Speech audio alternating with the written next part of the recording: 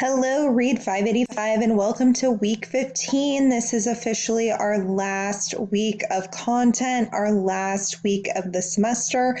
We are wrapping up our unit on coaching, talking a little bit about goal-directed coaching. So, you have 2 assigned readings, chapter 6 of the Elena Aguilar text, which goes over the exploration stage. What do I need to know at the outset?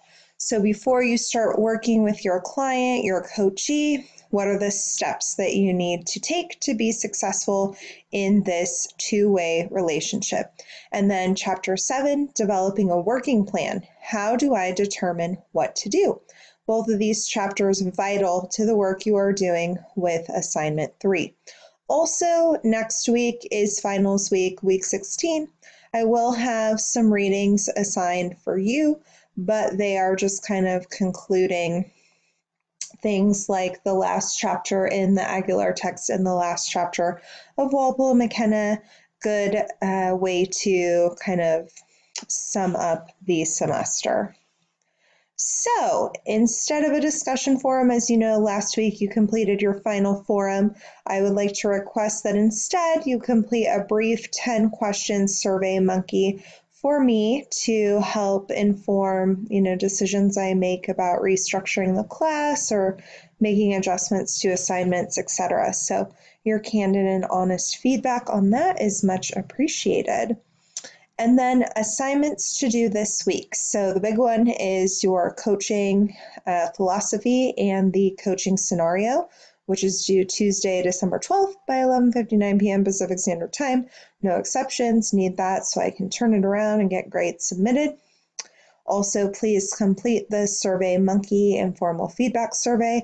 And then the last thing I'd really like you to do is go back to kind of the anticipatory set, the week 1 discussion forum that we completed where you gave your initial ideas on what the role of the reading specialist,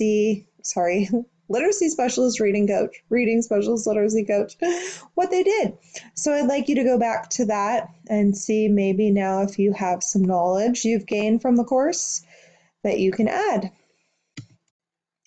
All right, so just a few things on goal-directed coaching because you're going to be reading about it so in depth in the 2 assigned chapters. But the idea with the focus for this week is that you are able to explain the steps needed for the exploration stage, as well as the steps needed for developing a working plan, so that you can then go and apply those to your coaching scenario, and I'll be looking for that. So chapter 6 is all about the exploration stage. There's a great analogy to be like the farmer. So, a farmer invests a lot of their time and resources and energy into producing a crop. So, before they do anything, they need to do some research on, soil type, what kinds of things might grow there, other conditions and variables. So they do a lot before they just decide to start throwing down some seeds, right? So the exploration stage is the same thing. At this stage, you are gathering as much information as possible about the client and their setting. You don't want to rush through this stage because this stage helps you to be really intentional in the work that you are doing. The useful coaching lenses here are systemic oppression and inquiry, so systems thinking as well. So really thinking about the broader context and setting that the client is in, and then using that inquiry lens to get all the information you can about the client. So in chapter 6, she walks you through the 10 steps in exploration, which are as follows. I'm not going to say too much more about this because you will read about it in depth, but make sure you do that. She talks about gathering relevant documents. So, these kinds of things are school-wide improvement plans, or, there's all kinds of things listed. Things like calendars, schedules, organizational maps, descriptors of roles and responsibilities, professional development plans, curriculum maps, pacing guides, power standards, assessment tools, all of that good stuff. So not only do you need to gather these documents, but you need to look at them critically and then also explore what these documents mean to the various stakeholders, how they feel about them, and how they're actually implementing these. So I know that when I first started my role as a regional coach, I made a binder and printed out all of the important documents utilized by the school I was supporting to help you get that big picture and to help you increase your credibility and your knowledge about what's happening there. Second step is to gather and analyze that formal data. So obviously gather and analyze formal data. So spending a lot of time looking at all of the data. Grades, attendance data, suspension and expulsion reports, standardized test score data, all kinds of things like that. And then also, again, exploring how your clients think and feel about the data and how they use it. So once you've, gathered all of these documents and analyzed the data, then, you have some background and understanding from which you could initiate some initial informal conversations, and at this time uncover knowledge, skills, and passions that are present in your client. As you know, clients have many sides to them. They're also, could be parents, world travelers, musicians. So, it's good to uncover these things because a lot of times it can help you better connect to them, as well as it can help you draw parallels when you are coaching them to some of their other areas of interest. Next, you want to explore beliefs about change and change management. So I know on pages 104 and 105, they give you a lot of great inquiry questions you could use for how to kind of elicit those ideas about change. Step 6 is offering personality and psychological self-assessment. So something like the Myers-Briggs, offering a tool for them to do that so that you can then discuss the results and kind of better understand them and their being and their persona. 7th is observing the client. And they strongly encourage that, for these initial observations, I would keep it brief, but also make sure they're planned, they're expecting you, they're structured, they're focused, they know what you're looking for. You're really just focusing on strengths. Next, conduct formal interviews and surveys. So, surveys to the staff, that kind of thing. And then 9, looking for fires. And I love her discussion about how fires are clues about systems that are breaking down, which is so true. And how the coach's job is to help the client get out of the habit of putting out fires and instead invest the time and the energy into installing automatic sprinkler systems and removing fuel and sources of ignition. So instead of being reactive, kind of helping them be more intentional and preventative, right? And then lastly, engaging in self-awareness exercises for coaches. So she recommended a variety of self-awareness tools, surveys, and questionnaires. Also recommends keeping a reflective journal as a coach and just really being aware of when you're overly saturated at capacity as a coach, because then obviously you cannot service your coachees that well. All right, and then chapter 7 was all about developing a working plan. And this is just a good reminder that the coach is consciously working within a structure and toward an end. So you need to have a purpose or a goal that you have established with your client. We're not just sitting down and chatting about how things are going and, throwing random ideas and practices at them that don't relate to some bigger, broader focus goal. So the working plan should be co-constructed with the client.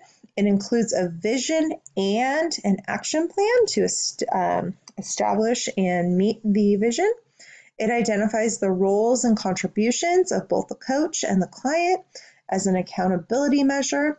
And the useful lenses for this practice are change management, inquiry again, as well as adult learning. Obviously, you have to have a good sense of where they are at in their practice and in their background and in their knowledge so that, what you suggest and recommend is appropriate for their, current level of understanding, right? You want to be in their zone of proximal development.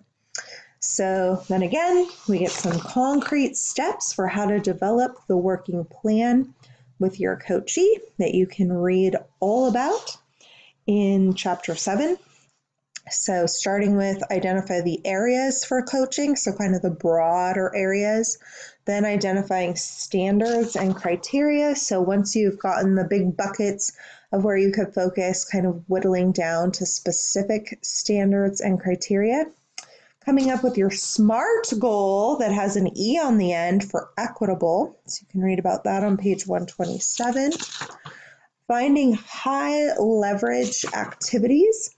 And these are, activities that are going to help your client get to their goal most efficiently, right? Number 5 is to break down the learning that needs to happen in order for them to accomplish this SMART goal. And then determine indicators of progress. So part of your SMART goal is that there's a measure, a metric assigned that's going to help you determine, have we been successful in meeting this goal? So you're going to want to come up with these indicators of progress, not only to measure long-term effects, but then along the way. Next, you want to develop the coaching theories of action. So a theory of action is an articulated rationale behind a strategy that's meant to improve student learning. So an if-then statement. So, if we do this, then this will be our outcome. So if I scaffold Teresa's learning and apply a gradual release of responsibility, and if I coach Teresa on time management, then she will stay committed to these goals. So this is really more of what you do as a coach on your end, kind of on the behind the scenes. Next, determine the coach's goal. So, just as your client is working towards goals, you should also be having goals you are working towards that are going to make you a better coach. 9 is compiling resource. So what are texts and resources that you might need to use? Books, articles, curriculum guides, videos, workshops, trainings, etc. And then lastly, once the plan is all said and done, you want to present the plan and celebrate the plan. Or you could also, have them write it up and present it, which is even better.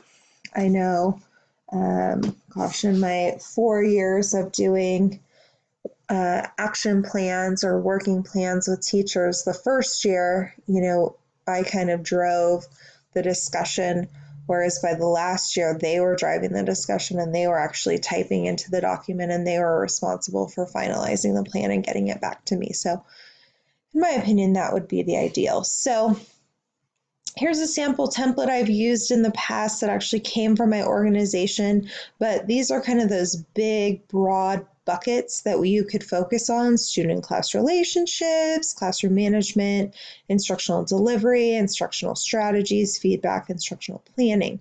So then within these areas, what are the specific SMART goals going to be? What skills are they going to require of the client, teacher?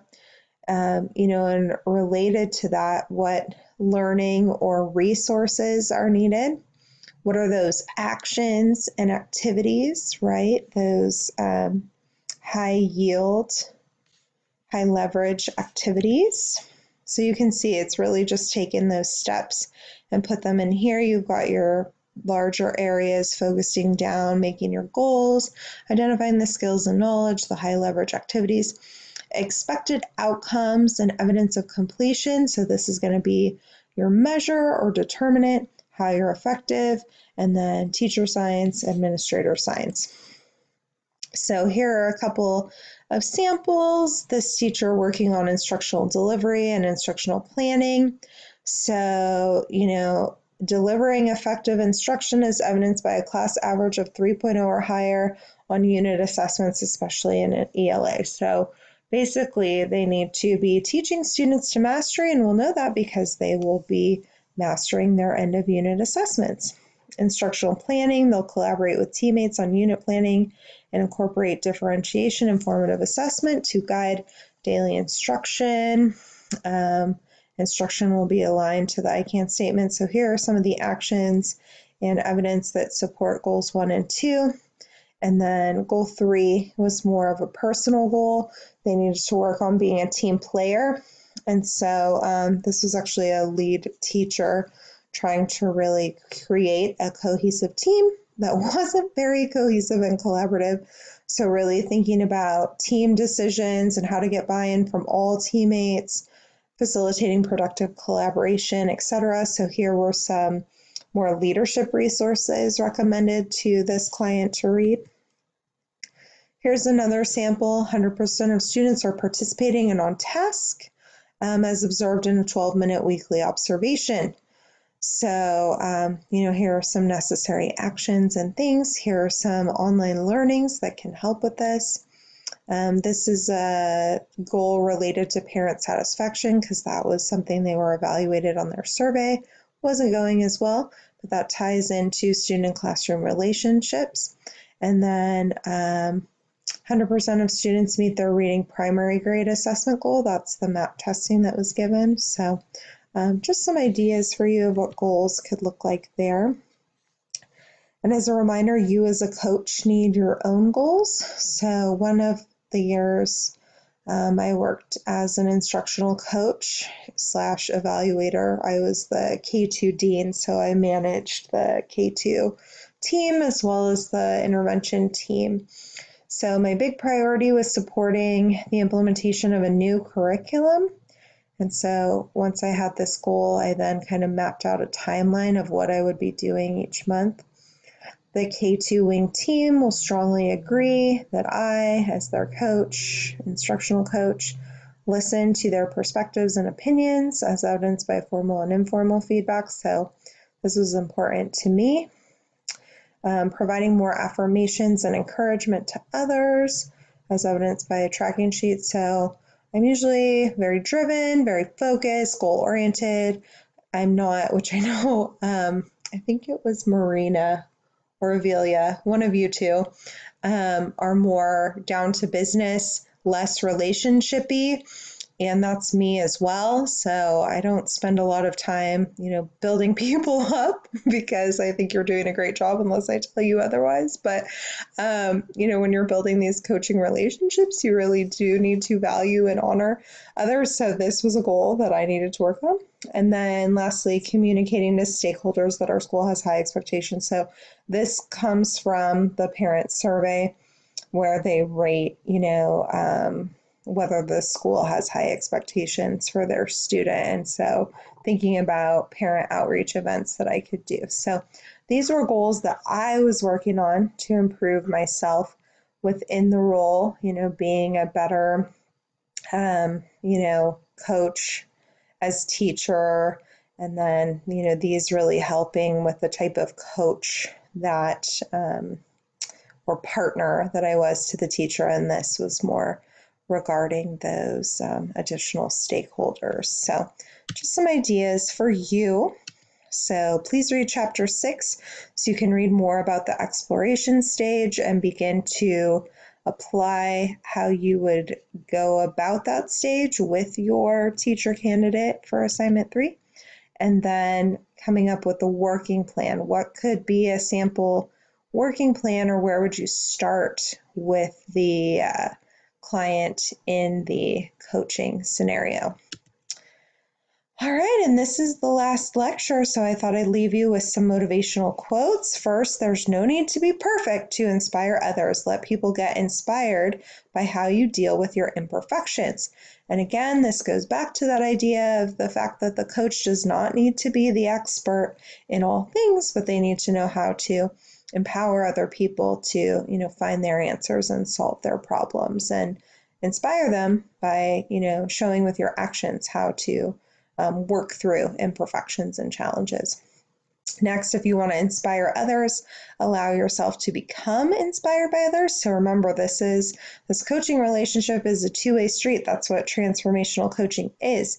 You are learning at the same time. So you are humbling yourself. You don't know all the answers. You're in this learning process with your client. And then lastly, remember how far you've come, not just how far you have to go. You are not where you want to be, but neither are you where you used to be. And I hope that's true of you with this course. I know some of you aren't really that interested in being a coach, but regardless, you're going to be a leader in literacy at your school site and hopefully helping with professional learning and analyzing data and all of these different things that we've discussed this semester. So, you might not know everything still about the role of being a coach, but if you go back to week 1, hopefully you've learned a number of things. You've, gathered some resources and materials you can refer back to if you do find yourself in this role. So it has been my pleasure to work with all of you this semester. I wish you a wonderful winter break. Get lots of rest, and maybe I'll see you back in comps for your last semester and wrapping up the program. So congrats to you on another semester down and probably just one left. All right. Have a great week and a great winter break.